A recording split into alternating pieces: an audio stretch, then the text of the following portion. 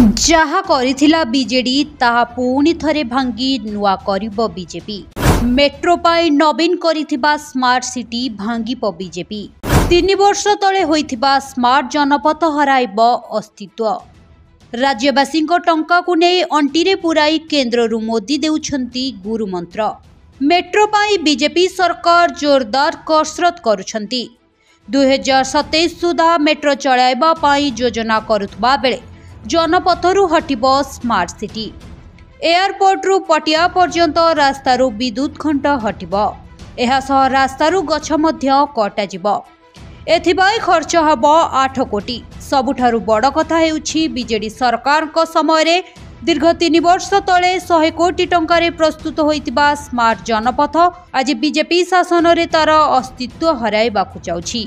जनपथ को निर्माण सह मरामती करने ठिका नेउथुबा संस्थार आउ 2 वर्ष मरामती करने चुक्तिनामा थिबा बेले एहाकू तड़ा जिबाकू निष्पत्ति निया जाइछि।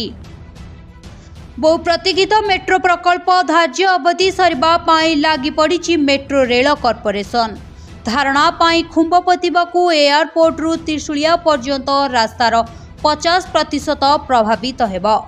रास्तार उभय पार्श्वरु 2 रु 3 मीटर पर्यंत चौड़ा हेबो। गछ काटिबा और खुंट उठाइबा परे एही काम आरंभ हेबो। बीएमसी खुंट उठाइबा पाई एक ठिका संस्था नियोजित करिबा। एथिबाई हबाकू थिबा 4 कोटी 10 लाख टंका भुवनेश्वर मेट्रो रेल निगम पैठ करिबो। तेबे बड़ कथा हेउछि जनपथ को 100 कोटी खर्च पाई स्मार्ट सिटी लिमिटेड तैयारी करिथिला। विभिन्न सेवा पाई रास्ता कड़े माटी तले भित्तिभूमि स्थानांतरण पाई विभिन्न संस्था पक्षरु सर्वे करबा सह पीएमआरसी रे रिपोर्ट दाखल मध्य होइथिला।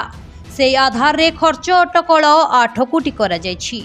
2027 मसिया डिसेंबर सुधा मेट्रो रेल प्रकल्प काम सारिबा पाई धार्य मध्य करा जायछि। ब्यूरो रिपोर्ट ओडोका संवाद लाइव।